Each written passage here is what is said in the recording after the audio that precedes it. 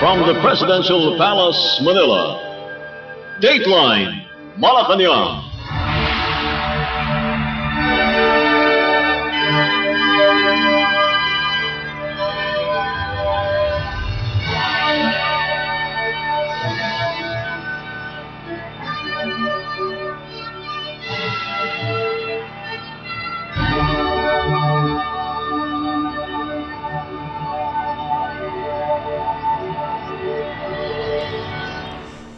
Good day.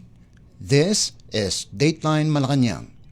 Philippine President Ferdinand R. Marcos Jr. on Monday launched Sumbong sa Pangulo.ph, an online platform designed to provide the public with access to information on flood control projects nationwide while allowing citizens to report any irregularities.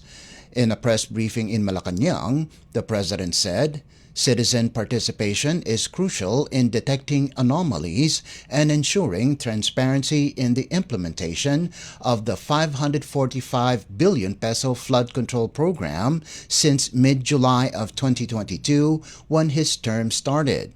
President Marcos urged Filipinos to submit complaints, feedback, and observations through the website, assuring that he himself will read each one. The launch of the reporting platform follows the Chief Executive's directive in his fourth State of the Nation address to audit flood control projects as the government vowed to improve transparency and ensure accountability in infrastructure spending. We have received the list from the PWH.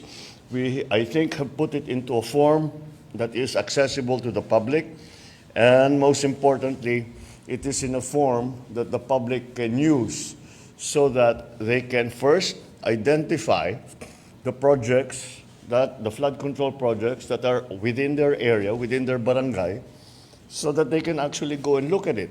Or if they already have information, they can tell us about it. Kung maganda yung naging project, kung hindi maganda yung naging project, bakit hindi maganda yung naging project, ano naging problema, etc., etc. And that's what the present website is supposed to do. Now, this is the third iteration of this website. We've been working on it. Kahit nung nasa India kami, we were already working on it. And it was, this is the final form of it. And we are very much open to suggestions. If the people want us to put more info or other info onto the website, we will certainly do that. Philippine President Ferdinand R. Marcos Jr.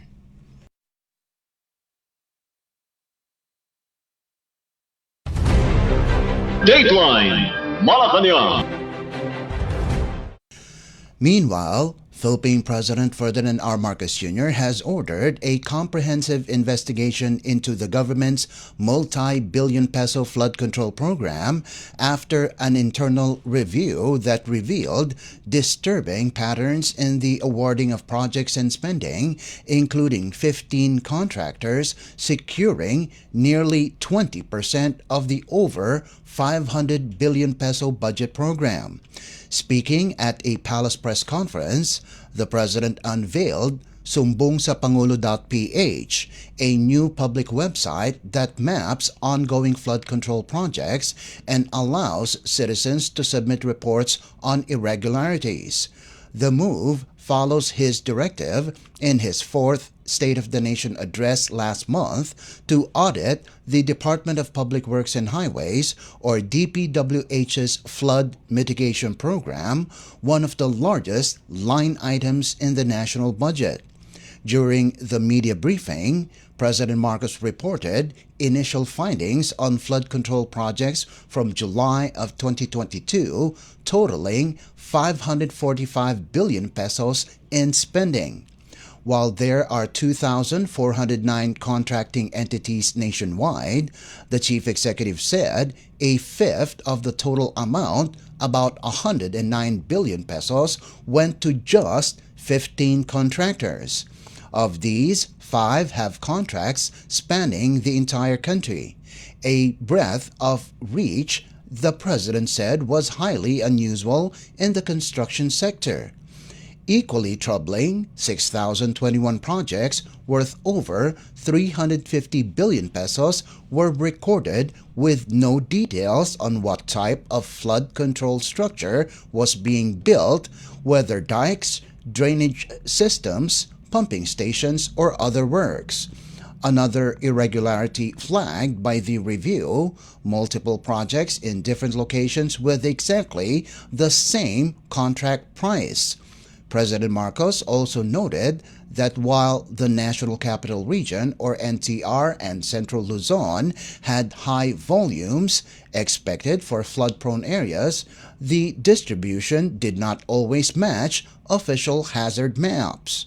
The top 10 provinces by number of projects were Bulacan, Cebu, Isabela, Pangasinan, Pampanga, Albay, Leyte, Tarlac, Camarines Sur, and Ilocos Norte.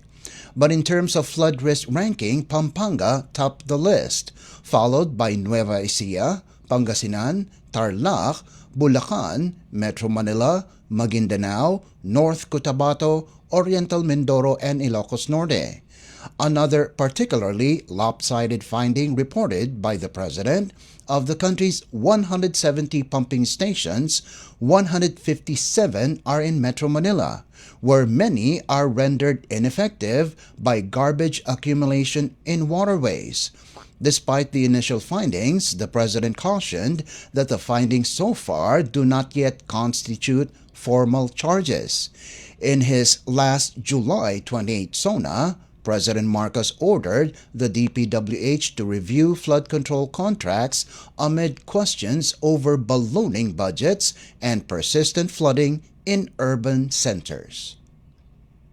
The total cost of all of the projects since July 2022 until today is 545 billion pesos.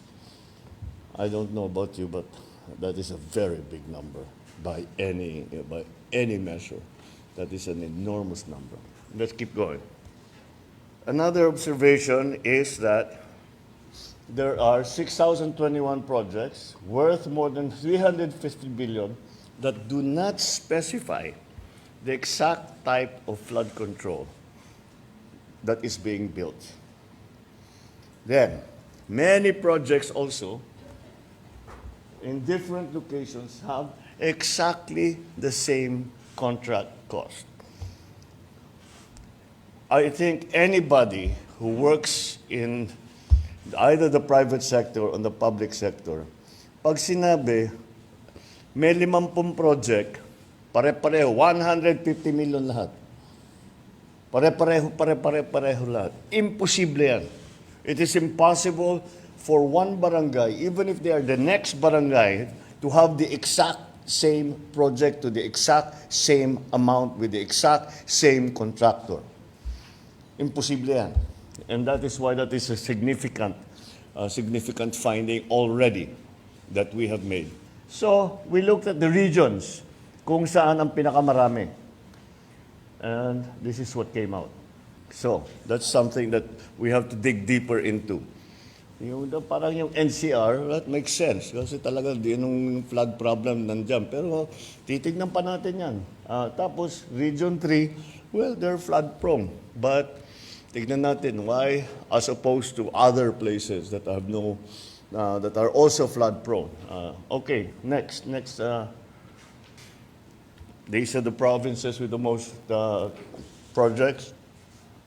And at the same time, here's a list of the top 10 provinces that are most flood prone, that have been assessed to be the most flood prone.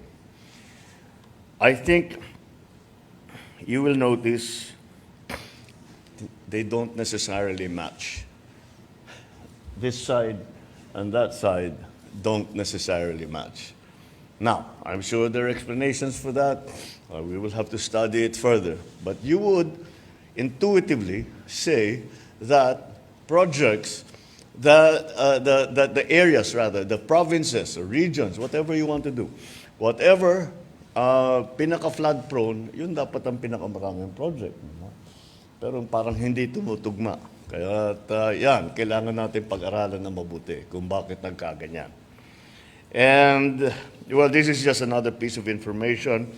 Out of 170 pumping stations, that's the next one, yeah. Pumping stations, 157 were in Metro Manila. This really, more than anything, manifests how the pumping stations have become ineffective because of the garbage collection problem. So that's indicative of that. Kaya namin linagay yan dyan. Kaya dahil para yung malaman ng tao, gawa tayo ng gawa nitong pumping station, pag yung basura naman ay natapon, nabara yung bomba, nabara yung estero, nabara lahat, kagaya yung pinuntahan natin nung last week. Wala ring silbi yung pumping station. And that's just to bring home the message that we really have to do something about the garbage problem. That was Philippine President Ferdinand R. Marcos Jr. Dateline Malacañang. Also on Monday, Philippine President Ferdinand R. Marcos Jr. welcomed San Miguel Corporation or SMC Chairman and Chief Executive Officer Ramon Ang's offer to help address flooding in Metro Manila, saying private sector participation is vital in national development. Speaking to reporters in Malacañang, the President said Ang had previously briefed him on the proposal, which involves desilting waterways in the National Capital Region, or NCR. President Marcos noted, however, that the plan would only succeed if local government units, or LGUs, addressed the garbage problem that clogs drainage and waterways. The chief executive added that the government would study the proposal closely, emphasizing that Ang's track record in completing infrastructure projects on time makes the offer credible. President Marcos also welcomed Senator Panfilo Lacson's suggestion to tap other tycoons for disaster mitigation initiatives, saying many of the country's business leaders have historically offered help for major development efforts. This is why we have, this is the reason why from the very beginning I always said the private sector needs to be part of everything of our national development. Hindi pwedeng ganun. Now, yung proposal ni Ramon Ang is also certainly very welcome because we've seen his projects. Maganda naman ang mga nagiging resulta. He's able to bring it in on time. And, the man is an engineer. So I'm sure he has pinag-aralan niya na mabuti yan. He's actually given me already this briefing before.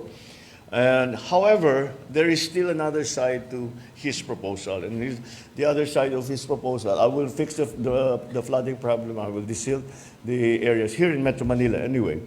But the mayors, the LGUs have to take care of the garbage problem. It simply doesn't work until we have a solution to the garbage problem. We have a proposal for waste-to-energy solution in Manila, City of Manila. So baka naman, so that I think that will go on, but that's only from Manila. So itutuloy natin, titingnan natin kung magandang lumabas doon. And if that's the case, then that's what we will do with other parts of at least Metro Manila sa una or the other urban areas na nababaha. So, again, anybody who wants to help, it's a welcome offer. Siyempre, you don't look a gift horse in the mouth. Kung handa silang tumulong. And this is not anything new. The so-called taipans of the country, pagka meron tayong gustong gawin, nag-o-offer talaga sila. Kaya't marami silang naitutulong. So I will certainly look at this proposal of Ramon very, very closely and see if we can do it. Like I said, it will require that coordination between LGUs and I guess San Miguel, whatever it is, what part it is that they want to play. Pero nagdi-desilt na siya. Pasig River, dinidesilt na niya. So alam niya talaga yon. So anyway, that's something that that's very welcome, as I said. Any offers of help are always welcome. That was Philippine President Ferdinand R. Marcos Jr. Dateline Malacañang. Meantime, Philippine President Ferdinand R. Marcos Jr. on Monday dismissed China's accusation that his remarks on the possible Taiwan conflict amounted to playing with fire, reaffirming the Philippines' resolve to defend its territory amid rising tensions in the West Philippine Sea, or WPS. In a press briefing at Malacañang, the president defended his remarks while on a state visit to India last week, where he said the Philippines would inevitably be affected in the event of a military conflict between China and the United States over Taiwan. President Marcos cited the country's geographic proximity and the presence of thousands of Filipino workers on the self-ruled island. The remark has since drawn the ire of China. The chief executive underscored the inevitability of Philippine involvement should a war break out over Taiwan. President Marcos Jr. warned that the Philippines must be prepared in the event of China's attack on Taiwan. There are an estimated 160,000 overseas Filipino workers, or OFWs, in Taiwan, many of whom are employed in electronics factories and domestic work. The Philippines has historically maintained a one-China policy while sustaining robust economic and people-to-people ties with Taiwan. Despite the recent increase in Chinese naval activity, President Marcos stressed that the Philippines has no plans to back down. This follows the report of yet another incident in Ayungin Shoal between Philippine and Chinese vessels.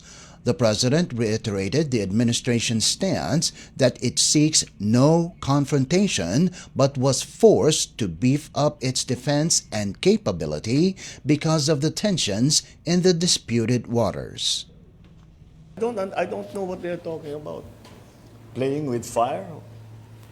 I was just stating facts. We do not want to go to war. But I think if there is a war over Taiwan, we will be drawn. Hihilain tayo sa aya't gusto natin. Kicking and screaming. We will be drawn and dragged into that mess. Whatever you do, come on, wag na tayong hope. I love this saying, hope is not a plan. I hope it doesn't happen. I hope it doesn't. But if it does, we have to plan for it already. And that's what I was talking about. How do we get our people out? How do we protect kung magkagulo, gera na nga dito. Malapit na sa atin. Anong gagawin natin? Okay lang, normal lang yan. Pababayaan na lang natin. Kung sino pasok labas dito sa atin. Hindi naman pwede yun. So we'll have to do something. So inevitably, despite our fervent wish to avoid any confrontation with anybody anywhere, war over Taiwan will drag the Philippines kicking and screaming into the conflict. That is what I was trying to say. That's what I don't understand. And I think because of the narrative coming out about playing with fire and being provocative and all of that, kaya nagka-increase ng activity doon sa West Philippine Sea. What special instructions I have? We don't have any special instructions. Sanay na tayo rito. You know, it is not a one thing na there's no silver bullet na pag pinaputok mo, solve lahat ang problema mo. What will happen here is we will continue to be present. We will continue to defend our territory. We will continue to exercise our sovereign rights. And despite any opposition from anyone, we will continue to do that, as we have done in the past 3 years. The president's remarks come amid persistent tensions in the West Philippine Sea, part of the vast South China Sea, which Beijing claims entirely as its own. However, in 2016, the Philippines won a landmark international arbitration case against China, invalidating its ambitious claim over the South China Sea, a ruling that Beijing vehemently disregarded. The Philippine government continues its presence in patrols to assert sovereignty and protect the country's maritime interests, consistent with the policy pursued during the past 3 years. Dateline Malacañang. Still on Monday, Philippine President Ferdinand R. Marcos Jr. led the inspection of the Pasig-Marikina River Channel Improvement Project, or PMRCIP Phase 4, at the Marikina Bridge under loop in the town of Santo Niño in Marikina City. Accompanied by key officials from the Department of Public Works and Highways, or DPWH, Metropolitan Manila Development Authority, or MMDA, and local government units, or LGUs, the President walked through the ongoing construction while receiving a detailed briefing from Marikina City Mayor Marjorie Ann Chodoro on the project's timeline, scope, and expected benefits. With a total cost of 17.45 billion pesos, the final phase of the PMRCIP includes both structural and non-structural measures aimed at reducing flood damage in Metro Manila caused by the overflow of the Pasig and Marikina rivers. In an interview, Mayor Chodoro emphasized that the ongoing deeper dredging, which increases river capacity and prevents overflow during extreme weather, is essential for flood prevention in their city. She also underscored that addressing flood concerns requires a whole-of-government approach and active community participation, especially in local waste management efforts. Once completed, the project will help protect flood-prone communities in Pasig City, Quezon City, and Marikina City, as well as the municipalities of Cainta and Taytay in Rizal Province. Dateline Malacañang. After his inspection of the Pasig-Marikina River Channel Improvement Project, Phase 4, at the Marikina Bridge under loop, Philippine President Ferdinand R. Marcos Jr. personally inspected the ongoing installation of culvert pipes along Sumulong Highway in Marikina City. The high-density polyethylene, or HDPE pipes, are part of a new drainage system that will direct excess storm water to the Marikina River, helping prevent flooding in the surrounding areas. Currently, Sumulong Highway in Marikina City is served by a 2-barrel box culvert that cannot handle excess runoff during extreme typhoons, which causes flooding in some areas. Covering an 8.82 square kilometer catchment area, the project aims to divert flood waters from several villages directly into the Marikina River, reducing the risk of prolonged flooding in vulnerable communities. The drainage system project starts at the Marikina River outfall below Marikina Bridge. It runs along Sumulong Highway in Marikina City from JP Rizal Street to Balante Creek, which marks the boundary between Marikina City and Rizal Province. Dateline Malacañang. In other news, Department of National Defense, or DND Secretary Gilberto Chodoro Jr. on Monday reiterated that the Philippines is not seeking confrontation regarding the West Philippine Sea, or WPS, but is merely protecting its national interest. In a statement, Chodoro said the Philippines does not want war or seek confrontation, but needs to protect the country's sovereignty and sovereign rights. Chodoro issued the statement after President Ferdinand R. Marcos Jr. in a press briefing in Malacañang said the Philippines has no plans of backing down in WPS despite the recent increase in Chinese naval activity. Chodoro said the DND fully supports the president in the WPS issue and will continue to pursue its mission to defend the country's territory and sovereignty. President Marcos and Chodoro's remarks rather come amid persistent tensions in the WPS, part of the vast South China Sea that is being claimed by Beijing in its entirety, despite a 2016 ruling by the Permanent Court of Arbitration or PCA in The Hague, Netherlands, invalidating such a claim. Beijing has refused to honor the PCA ruling. The Philippine government continues its presence and patrols in the WPS to assert sovereignty and protect the country's maritime interests, consistent with the policy pursued during the past 3 years. Dateline Malacañang. Before we conclude our program, Radyo Pilipinas World Service of the Presidential Broadcast Service is now live on audio streaming. Just download eVox PBS receiver on your Google Play Store or the App Store from your Apple phone. You can also visit our Facebook page and YouTube channel. Just type in and search for Radyo Pilipinas World Service. Kindly subscribe, like, and share our post as well. And that concludes this edition of Dateline Malacañang. For Radyo Pilipinas World Service, this is Leo Magpayo. Good day and stay safe.